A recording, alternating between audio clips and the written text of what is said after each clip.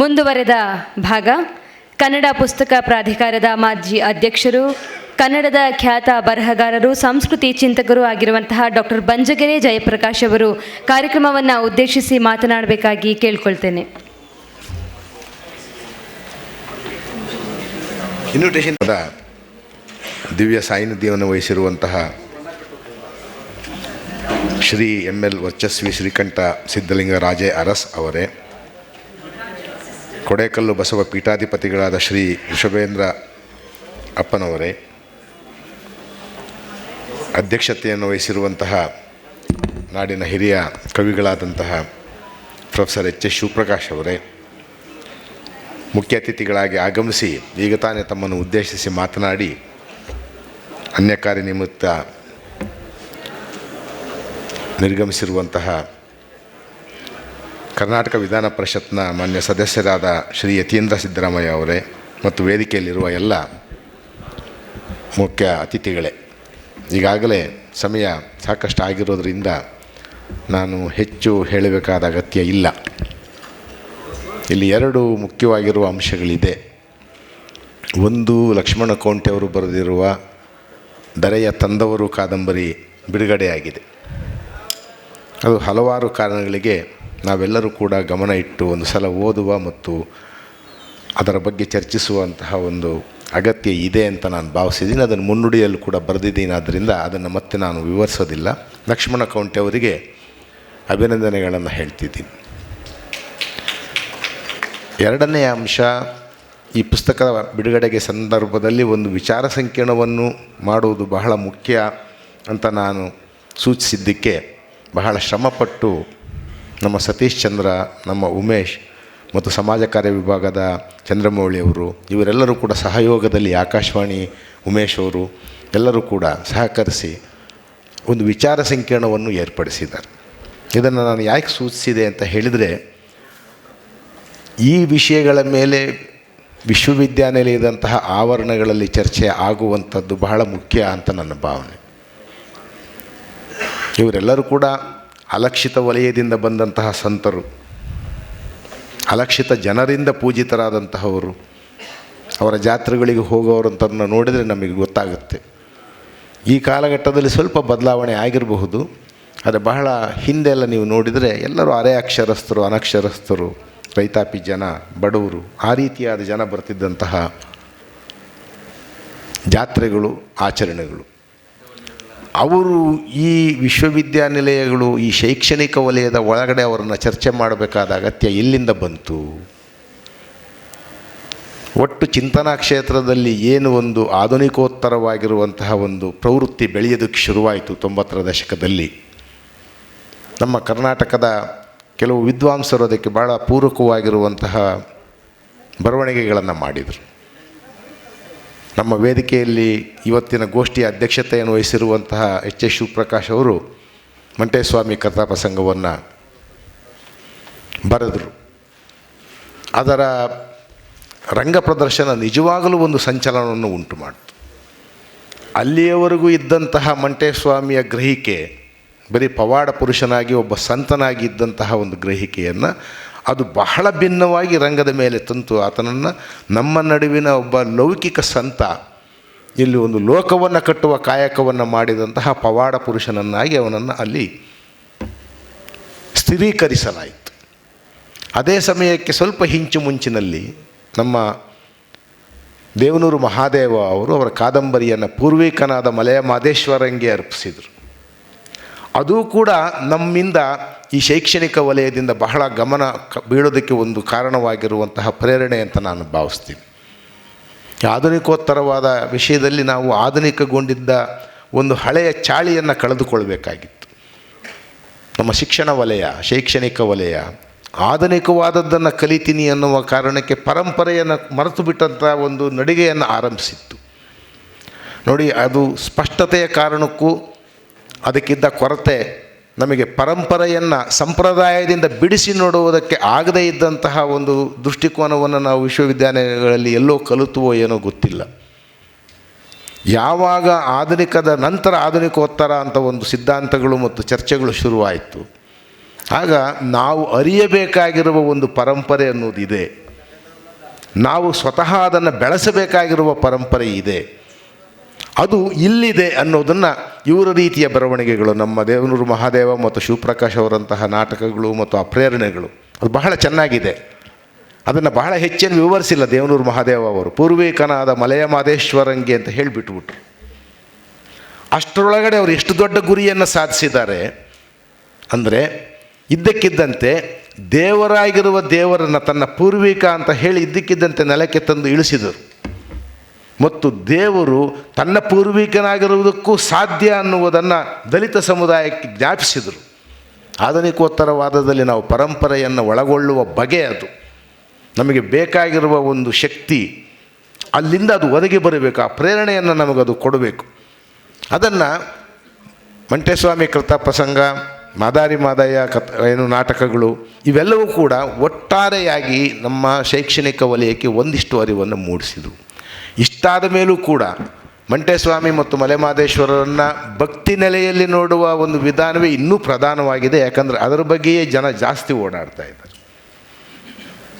ಚಿಂತಕರು, ಬರಹಗಾರರು, ವಿಮರ್ಶಕರು ಇವರೆಲ್ಲರೂ ಕೂಡ ಇನ್ನೂ ಒಂದು ಸ್ವಲ್ಪ ಅದನ್ನು ಅರಿಯಬೇಕಾದದಿದೆ. ನಾನು ಸತೀಶ್ ಚಂದ್ರ ಅವ್ರಿಗೆ ಹೇಳಬೇಕಾದ್ರೆ ಒಂದನ್ನು ಹೇಳಿದೆ ನೋಡಿ, ನಾವು ಆಧುನಿಕೋತ್ತರವಾದಗಳನ್ನು ಮಾತನಾಡ್ತಾ ಇರಬೇಕಾದ್ರೆ ಆಧುನಿಕತೆಯನ್ನು ಪೂರ್ತಿ ಕಳೆದುಕೊಂಡವರು ಅಲ್ಲ, ಆಧುನಿಕತೆಯನ್ನು ಕಂಡೇ ಮುಂದಕ್ಕೆ ಹೋಗ್ತಾ ಇರೋರು. ಆಧುನಿಕವಾದ ಒಳ್ಳೆಯ ಗುಣಗಳೇನಿದೆಯೋ ಅದನ್ನು ನಾವು ಕಲೀಲೇಬೇಕು. ಆದರೆ ಆಧುನಿಕತೆ ನಮಗೆ ಕಲಿಸಿರುವಂತಹ ಕೆಲವು ಅಪಪಾಠಗಳನ್ನು ನಾವು ಕೈಬಿಡಲೇಬೇಕು. ನಮ್ಮೊಳಗಡೆ ಏನೂ ಇರಲಿಲ್ಲ, ಎಲ್ಲವನ್ನೂ ಕೂಡ ಇಂಗ್ಲೀಷ್ ಶಿಕ್ಷಣವೇ ತಂದು ಕೊಡ್ತು, ಬ್ರಿಟಿಷ್ ಆಡಳಿತವೇ ತಂದು ಕೊಡ್ತು, ವಿಜ್ಞಾನ ಅನ್ನೋದು ಇವತ್ತು ಶುರುವಾಯಿತು ಅನ್ನುವ ರೀತಿಯಾಗಿರುವಂತಹ ಒಂದು ಕಲ್ಪನೆಯಿಂದ ನಾವು ನಮ್ಮ ಪರಂಪರೆಯನ್ನು ಹೆದರಿಕೆಯಿಂದ ಕೈಬಿಟ್ಟಿದ್ವಿ. ಅದಕ್ಕೆ ಕಾರಣ ಏನಂದರೆ ನಮ್ಮಲ್ಲಿದ್ದಂತಹ ಅನಿಷ್ಟ ಸಂಪ್ರದಾಯಗಳು. ಪರಂಪರೆಯ ಜೊತೆಗೆ ನಮ್ಮ ಜೊತೆಗೆ ಒಂದು ಸಂಪ್ರದಾಯ ಕೂಡವೂ ಸೇರೋಗಿದೆ. ಆ ಸಂಪ್ರದಾಯದಲ್ಲಿ ಜಾತೀಯತೆ ಇದೆ, ಶ್ರೇಷ್ಠತೆ ಕನಿಷ್ಠತೆ ಇದೆ, ಹೊರಗಿಡುವ ಪ್ರವೃತ್ತಿ ಇದೆ, ಮೌಢ್ಯ ಇದೆ, ಕಂದಾಚಾರ ಇದೆ.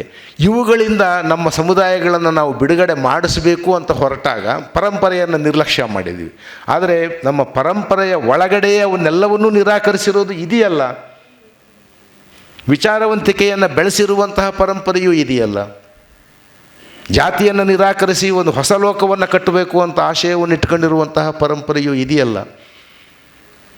ಅದನ್ನು ಗಮನಿಸೋದಕ್ಕೆ ಬೇಕಾಗಿರುವಂತಹ ಚರ್ಚೆಗಳಿಗೆ ಈ ರೀತಿಯ ಪಠ್ಯಗಳು ನಮಗೆ ಭಾಳ ಮುಖ್ಯ ಪ್ರೇರಣೆ ಆಗಬೇಕು. ಅದರರ್ಥ ನಾವು ಮತ್ತೊಂದು ಸಲ ನಾವು ಗುಡ್ಡರಾಗಬೇಕು ಅಂತಲ್ಲ, ನೀಲುಗಾರರಾಗಬೇಕು ಅಂತ ಅಲ್ಲ. ಆಧುನಿಕೋತ್ತರದಲ್ಲಿ ಅದು ಒಂದು ಅಪಾಯವೂ ಇದೆ. ಮೊದಲು ಆಧುನಿಕರಾಗುವ ಬರದಲ್ಲಿ ಎಲ್ಲವನ್ನು ಬಿಸಾಟಿವಿ, ಸತ್ಯನ ಬಿಸಾಡೋದ್ರ ಜೊತೆಗೆ ಕೂಸನ್ನು ಬಿಸಾಡಿದ್ರು ಅಂತ. ಅದಕ್ಕೋಸ್ಕರವಾಗಿ ಮತ್ತಿನ್ನೊಂದು ಸಲ ಸತ್ತೆಯನ್ನು ತಂದು ಮೈಮೇಲೆ ಹಾಕ್ಕೊಳ್ಬೇಕಾದ್ದೇನೂ ಇಲ್ಲ. ಪರಂಪರೆಯ ಹೆಸರಲ್ಲಿ ಸಂಪ್ರದಾಯದ ಅನಿಷ್ಟಗಳು ನಮ್ಮ ಜೊತೆಗೆ ಮತ್ತೆ ಬರಬಾರದು. ನಾವು ಹಿಂತಿರುಗಿ ನಡೆಯೋದಕ್ಕೆ ಹೊರಟವರಲ್ಲ, ಹಿಂತಿರುಗಿ ನೋಡುತ್ತಲೇ ನಾವು ಮುಂದಿನ ನಡಿಗೆಯನ್ನು ನಡೆಯಬೇಕಾಗಿರುವಂಥವ್ರು. ಅದಕ್ಕೆ ಬೇಕಾಗಿರುವ ಪ್ರೇರಣೆಯನ್ನು ಮಂಟೇಸ್ವಾಮಿ ಪಠ್ಯ ನಮಗೆ ಯಾವ ಮಟ್ಟಿಗೆ ಒದಗಿಸ್ತಾ ಇದೆ, ಮಲೆಮಹದೇಶ್ವರ ಪಠ್ಯ ಯಾವ ರೀತಿ ಒದಗಿಸ್ತಾ ಇದೆ, ಇತರ ನಮ್ಮ ಜಾನಪದ ಕಾವ್ಯಗಳು, ಕುಲಕಥನಗಳು, ಸಮುದಾಯ ಕಥನಗಳು ಪರಂಪರೆಯ ಒಳಗಡೆಯಿಂದ ಎಷ್ಟು ಚೆನ್ನಾಗಿ ಅವನ್ನು ಕಟ್ಟಿಕೊಡ್ತಾ ಇದೆ. ಗಂಗಭಾರತ ಅನ್ನುವಂಥದ್ದು ಒಂದು ತೆಲುಗಿನಲ್ಲಿರುವಂತಹ ಮಹಾಭಾರತದ ಬಗೆಗಿನ ಕೃತಿಯಲ್ಲಿ ಇರುವಂತಹ ಕಾಣಿಕೆಗಳನ್ನು ಗಮನಿಸ್ತಾ ಹೋದರೆ ಬಹಳ ವಿಚಿತ್ರವಾಗಿರುವಂತಹ ಅರಿವು ನಮಗೆ ಬರೋಕ್ಕೆ ಶುರುವಾಗೋದು. ಅದರಲ್ಲಿರುವಂತಹ ದಲಿತ ಸಮುದಾಯ ಗಂಗೆ ನಮ್ಮ ಮಗಳು ಅಂತ ಹೇಳುತ್ತೆ. ಗಂಗೆ ನಮ್ಮ ಮಗಳು, ಕಾಶಿ ನಮ್ಮದಾಗಿತ್ತು, ಅದನ್ನು ಬಿಟ್ಟುಕೊಟ್ವಿ. ಇದು ನಿಜ ಇರಬಹುದಾ ಇಲ್ವಾ? ನಿಜ ಇರಬಹುದಾ ಇಲ್ವಾ ಅನ್ನೋದನ್ನು ಕಂಡುಹಿಡಿಬೇಕಾಗಿರೋದು ಸಂಶೋಧಕರದು, ಅಧ್ಯಯನಕಾರರದು ಕೆಲಸ. ಅದು ಈಗಲೂ ಕೂಡ ಪರಂಪರೆಯ ಪ್ರಕಾರ, ಇತಿಹಾಸದ ಪ್ರಕಾರ ಕಾಶಿ ಅನ್ನುವಂಥದ್ದು ಚಮ್ಮಾರರಿಗೂ ಮತ್ತು ನೇಕಾರರಿಗೂ ಬಹಳ ದೊಡ್ಡ ಕೇಂದ್ರ ಆಗಿತ್ತು. ಅವೆರಡೂ ಕಲೆಗಳಿಗೂ ಅದು ಬಹಳ ಪ್ರಸಿದ್ಧವಾದದ್ದು. ಚಮ್ಮಾರಿಕೆಗೂ, ಚರ್ಮದ ಕರಕುಶಲ ವಸ್ತುಗಳಿಗೂ ಮತ್ತು ನೇಕಾರಿಕೆಗೂ. ಅದೇ ಕಥೆಯನ್ನೇ ಇವರು ಬೇರೆ ರೂಪದಲ್ಲಿ ಹೇಳ್ತಾ ಇರ್ಬೋದು. ಕಾಶಿ ನಮ್ಮದಾಗಿತ್ತು, ಬಿಟ್ಟುಕೊಟ್ವಿ ನಾವು ಅದನ್ನು ಅಂತ.